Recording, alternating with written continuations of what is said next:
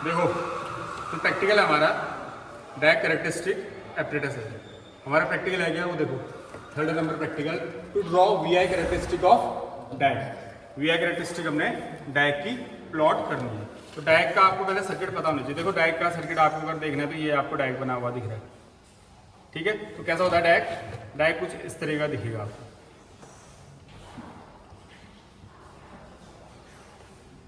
ऐसे इसके 2 टर्मिनल होते हैं। कितने टर्मिनल होते हैं? 2।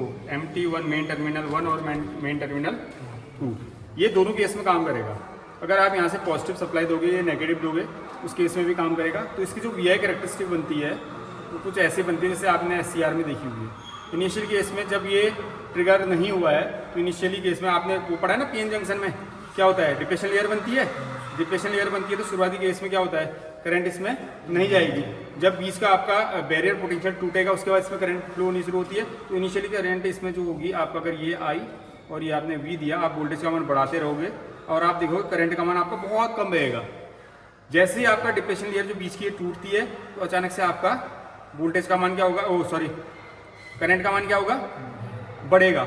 और उस केस में आप देखोगे वोल्टेज का मान क्या हो जाएगा, घटना शुरू हो जाएगा। और फिर आप और अगर वोल्टेज को लगातार वेरी करते रहोगे तो आपका वोल्टेज का मान बढ़ेगा क्योंकि रेजिस्टेंस कम होते जाएगा और ये करंट का मान आपका कुछ ऐसा बढ़ेगा। सेम यही चीज़ है इसमें कि अगर आप यहाँ पॉजिटिव देते हो और यहाँ नेगेटिव देते हो तो उस समय ये वाला फॉरवर्ड वाइस हो जाएगा। वही सेम कंडीशन बनेगी। जैसा फॉरवर्ड वाइस में ग्राफ बन रहा है वैसे ही रिवर्स वाइस में भी ग्राफ बनेगा। तो आप देखोगे ग्राफ इसका भी ऐसा ही कुछ बनेगा। फिर यहाँ से ये एकदम बढ़ेगा, ये घटेगा और ऐसा ग्राफ आपको देखने को मिलेगा, कुछ ऐसा, ठीक है। इसको आप देख सकते हो, कुछ ऐसा आपको ग्राफ देखने को मिलेगा। तो अब हम एक बार पहले प्रैक्टिकल स्टार्ट करते हैं। तो प्रैक्टिकल स्टार्ट करने टाइम ये आपके पास किट है इसकी। तो इस किट में आपने सर्किट को जोड़ना है। तो सबसे पहले आपने इनपुट सप्लाई देनी है, ठीक। तो इनपुट सप्लाई आपकी, ये आपका तार कनेक्ट हो गया, यहाँ पे आपका सप्लाई आ रही होगी। अब इसको आगे जोड़ते हैं। ये देखो ये पॉजिटिव है तो इस पॉजिटिव वाले टर्मिनल को इससे जोड़ दो। अच्छा, इसका ये भी खोल लो। इसमें आपका जो मैनुअल है, मैनुअल के अकॉर्डिंग आपका सर्किट जुड़ना भी चाहिए। ये दिख रहा है मैनुअल, आपने 50 वोल्ट DC तक आपने इसको देनी है। 50 वोल्ट DC तक आपने इसको देनी है। तो शुरुआती तौर पे आपका सर्किट जुड़ेगा। उसके बाद ये RS आ गया। उसके बाद क्या आया, ये RS आया। तो RS आपका कनेक्ट हो गया। RS के बाद फिर ये क्या है, स्विच होता है ऐसा। ये एरो बताया था तुम्हें किसका होता है, ये क्या होता है, करंट। तो करंट कौन नापता है, एमीटर। तो इसमें एमीटर देखो, ये एमीटर, ये एम्पियर लिखा हुआ है ना इसमें, micro ampere and milli ampere. तो इसको कनेक्ट करो आप। तो इसको कनेक्ट करना है आपने। तो रेजिस्टेंस के बाद इसको कनेक्ट करने के बाद आप वायर लो और इसको आप सर्किट में यहाँ पे कनेक्ट करो। इसका जो दूसरा टर्मिनल है, ठीक है, उसको इसके साथ इसमें कनेक्ट कर देते हैं। ब्लैक वायर से कर देता हूँ उसको मैं। ये आपका टर्मिनल इसके साथ कनेक्ट हो गया, ठीक। एमीटर आपका कनेक्ट हो गया। अब एमीटर के बाद यहाँ पर वोल्टमीटर है, देखो। अब आपने वोल्टमीटर कनेक्ट करना है। अब वोल्टमीटर कनेक्ट करना है तो आप 2 वायर और उठाओ, ठीक है। हमारे पास रेड अभी इसके लिए यूज़ कर लेते हैं। ये वोल्टमीटर के लिए ये हमने जोड़ दिया पॉजिटिव, और जो इसका नेगेटिव है उसको ये वाला वायर चाहिए। इसका नेगेटिव हमने यहाँ पे से यहाँ पे कनेक्ट कर दिया। अब हमारा इतना सर्किट बन चुका है। अब हमने क्या जोड़ना है, डैश। अब आप ध्यान से देखो, यहाँ पे डैश लाइन है। इस डैश लाइन का मतलब है कि इंटरनली कनेक्टेड नहीं है, ये सर्किट अंदर से कनेक्टेड नहीं है। अगर सीधी लाइन होगी, जैसे ये सीधी लाइन है ना, तो आपने इसको कनेक्ट करने की ज़रूरत नहीं है, ये ऑटोमेटिकली कनेक्टेड है। तो आप क्या करोगे, इसको कनेक्ट करोगे। तो जब आप इस तरीके से इसको कनेक्ट करोगे तो ये टर्मिनल कनेक्ट होगा डायरेक्ट का। और ऐसे ही जब आप इस वाले टर्मिनल को कनेक्ट करोगे तो आपका ये टर्मिनल कनेक्ट होगा। एक वायर हमारे पास कम हो रहा है, ये है। और हम नेगेटिव सप्लाई भी आगे बढ़ानी है। देखो यहाँ तक है ना, इससे आगे कनेक्ट नहीं है, तो इसको आपने कनेक्ट करना पड़ेगा। ये आपका सर्किट जैसा दिख रहा है, ये ऐसे ही कनेक्ट हो गया, ठीक है। अब आप कॉपी लो और कॉपी में वोल्टेज और करंट के बीच में ग्राफ प्लॉट करना है। तो यहाँ पे वो V और I के बीच में हम ग्राफ देखेंगे। पहले इसकी रीडिंग लेते हैं। तो मैं सप्लाई को ऑन कर दिया, स्विच ऑन हो गया है। अब स्विच ऑन होने के बाद आप यहाँ पे देखो कि इनिशियली केस में करंट और वोल्टेज दोनों का हमारे क्या है, जीरो है। करंट और वोल्टेज दोनों के दोनों क्या है हमारे, जीरो है। दिख रहा है सबको? अच्छा, अब हम क्या करेंगे, धीरे धीरे देखो ग्राफ में क्या होना चाहिए कि जब आप ग्राफ बनाते हो, यहाँ पर वी और आई बना दिया है, अभी पहले हम रीडिंग देखते हैं और फिर देखते हैं कुछ कुछ ऐसा ग्राफ बनता है या नहीं बनता है। अब मैं इनिशियली केस में देखो धीरे धीरे मैं वोल्टेज को बढ़ाना शुरू कर रहा हूँ। देखो वोल्टेज कितना हो गया है, 5 में देखो दिख रहा है, करंट जीरो है। जीरो मतलब क्योंकि रिवर्स बायस में करंट बहती नहीं है, -2 चार्ज कैरियर की वजह से करंट बहुत कम बहती है। फिर आप 10 के आसपास आ जाओ, करंट जीरो ही है, ठीक है। इसमें एक काम करो, वोल्टेज 5 वोल्ट के लिए रीडिंग हम बनाते हैं ना, 5 वोल्ट करते हैं जब वोल्टेज, तो करंट कितनी हो रही है उस केस में, जीरो।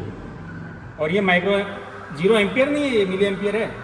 कितनी है, मिली एम्पियर, ठीक है। करंट पूरी मिली एम्पियर में चलेगी क्योंकि हमने मिली एम्पियर में किया हुआ है, ये 200 मिली एम्पियर तक रीड कर सकता है। फिर हमने 10 किया, 10 में भी हमारा जीरो आ रहा है क्योंकि 10 11 पहुँचने तक जीरो है। फिर हम 15 के आसपास जाते हैं क्योंकि एक इनिशियली स्टेप में लेते हैं। फिर सॉरी मैं इसको वेरी करना था ना, देखो 15 के आसपास में भी जीरो है, ठीक है। फिर 20 पहुँचा दो, 20 में भी जीरो है। फिर 25 का चेक करते हैं, ऐसे 5-5 के गैप में चेक करते हैं, यहाँ पर भी जीरो है। फिर 30 में आओ, 30 में भी जीरो है। अब देखो, अब मैं धीरे धीरे आगे जाऊँगा क्योंकि ये किसी भी समय क्या हो सकता है, ट्रिगर हो सकता है, ऑन हो सकता है। 34.1 में पहुंच गया हूं मैं, ठीक है। 34 की भी रीडिंग नोट कर ले, 34 में भी हमारा जीरो है। अब मैं धीरे धीरे बढ़ा रहा हूं, ध्यान से देखना। ये देखो, देखा, जैसे ही 34.3 हुआ, जैसे ही 34.3 हुआ, करंट 10.4 एम्पियर हो गई। अब मैं और वेरी कर रहा हूँ, मैं वोल्टेज को बढ़ा रहा हूँ। देखो मैंने अब वोल्टेज घटनी शुरू हो गई, वोल्टेज 23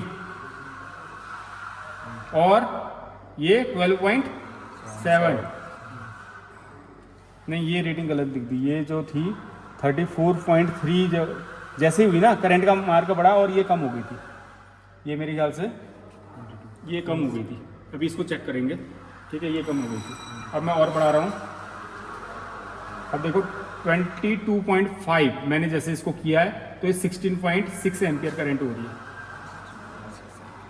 और मैं ये मैं जबकि वोल्टेज को वेरी कर रहा हूँ, बढ़ा रहा हूँ। अब मैं आ रहा हूँ 22.2 में, तो 22.2 में 21.3 करंट हो गई है, 21.3, ठीक है। और मैं बढ़ा रहा हूँ, 20 कर दिया मैंने, 22 कर दिया, तो 22 में हो रही है 25.6। और बढ़ा के देखते हैं, बस ये फुल हो गया। 22 के बाद 21.9 में जा रहा है, 21.9 मैक्सिमम मिनिमम में जा रहा है, और इसमें करंट हो रही है 27.8। ये हमारी रीडिंग हमने नोट डाउन कर दी है। थोड़ा सा ये वाली रीडिंग को देख लेना, मेरे ख्याल से इसमें ये अचानक से जो 24.3 है, मैं ही ये करंट बढ़ी थी अचानक से और वोल्टेज एकदम से कम हो गया था। और वोल्टेज आई थिंक यहाँ पे कितना हो गया था, ऐसे कुछ 23 पॉइंट समथिंग आ गया था, तो 24 रुपीज कर, तो इसको 24 कर दो, ठीक है। चलो अब इसके हिसाब से ग्राफ बनाते हैं, ठीक है। अब एक सर्किट आप इसके बाद जोड़ना, इसके हिसाब से हम ग्राफ बनाते हैं। क्या ग्राफ बन रहा था इन दिनों, ग्राफ यहाँ पे बना के चेक करते हैं। ऐसा कुछ आना चाहिए, ठीक है। ग्राफ ये हमारा क्या है, आई, और ये क्या है, वी। रीडिंग आते जा रही है भाई वोल्टेज की 34 ना, तो 34 है तो हम छोटे छोटे गैप बनाते हैं, 5, 10, 15, 20, 25, 30, 35 और ये 40, ठीक है। 0, 5, 10 ये सब बोल्ट हैं, 15, 20, 25, 30, 35 एंड 40। इधर क्या जा रहा है, 27 तक जा रहा है, ये भी वही ले लो। फिर ये मिली एम्पियर में है, यहाँ लिख देता हूँ, ठीक है, मिली एम्पियर। 5, 10, 15, 20, 25, 30, इतने में काम हो जाएगा अपना। चलो अब देखो, जब वोल्टेज हमारा ये 0 था तो ये 0, अब ये 5 में 0, 5 वोल्टेज में करंट 0, करंट यहीं पे है, वोल्टेज यहाँ पड़ रहा है, मतलब ये ग्राफ बनाइए, ठीक। फिर 10, 0, तो ये कहाँ तक 0 जा रहा है, 30 वोल्ट तक 0 जा रहा है, मतलब आपका ग्राफ ऐसे आ रहा है। देखो शुरुआत में ये बिल्कुल 0 है, इसमें बहुत कम करंट बहती है, माइनॉरिटी चार्ज कह रही है। कहाँ तक जा रहा है, यहाँ तक, ये कुछ ऐसा ग्राफ जाएगा। अब इसके बाद 34.1, मतलब कि यहाँ कहीं तक भी ये ग्राफ यही है, हल्की सी एक लाइन आप बना के दिखा सकते हो। फिर जैसे ही 34.3 में गया था ये, तो अचानक से करंट का मान क्या हुआ, बढ़ा, और अचानक से करंट का मान बढ़ा और कहाँ तक गया, कुछ ऐसा 9 या 10 के आसपास गया होगा। मतलब कि अगर मैं यहाँ से लाइन ऐसे खींच के देखूँ तो यहाँ कहीं ऐसे करंट गई होगी, कुछ इस तरीके से, ठीक है। अचानक से करंट बढ़ी, फिर आपने जैसे वोल्टेज को बढ़ाया तो वोल्टेज आ गया 24 वोल्ट में। कितने में आया, 24 वोल्ट में। तो 24 वोल्ट कहाँ होगा, यहाँ कहीं होगा अगर ये लाइन से देखो तो। और करंट कितनी हो रही है, 10.4, तो ये ग्राफ कुछ ऐसे इधर की ओर आया। फिर उसके बाद आपने वोल्टेज को कम किया 23 में, 23 कहाँ होगा, कहीं इसके बगल में। करंट क्या हुई है, 12.7, 12.7, मतलब करंट कुछ ऐसे बढ़नी शुरू हुई है ऊपर की ओर। चलो फिर आप देखो 22.5 में, 22.5 करंट का मान लगातार बढ़ रहा है। 22 में आपकी करंट 25 में पहुंच गई है, 22 मतलब यहाँ कहीं में करंट आपकी कितनी पहुंच गई है, 25। तो आपका ग्राफ कुछ ऐसे नहीं बन गया ऊपर को, अगर आप ध्यान से देखो ग्राफ आपका ऐसे तो बना। अगर आप एक एक पॉइंट को चेक करके, अब ग्राफ कैसे बनता है, पॉइंट पॉइंट पॉइंट बनाना पड़ेगा, फिर उस पॉइंट को मिलाना पड़ेगा, तो ग्राफ आपका ऐसा बना। तो ऐसा ही तो कुछ बन रहा था ये, तो ऐसा हमारा ग्राफ आएगा। यही चीज़ आप नेगेटिव में करोगे, डायोड के टर्मिनल को आपने चेंज कर देना है, पॉजिटिव की जगह नेगेटिव, नेगेटिव की जगह पॉजिटिव कर देना है। तो आप देखोगे कि रिवर्स वाइज में सेम यही चीज़ बनेगी ऐसे, और फिर उसके बाद ये ग्राफ आएगा, फिर ये आएगा, और उसके बाद यूँ आएगा, क्योंकि दोनों में एंटी पैरेलल लगा रहता है, ठीक है। तो ये आपका डायोड का सर्किट बन गया, जिसमें आपने इस तरीके से सर्किट जोड़ना है और इसकी रीडिंग निकालनी है, ठीक। अब इसको आप एक बार करके देखो।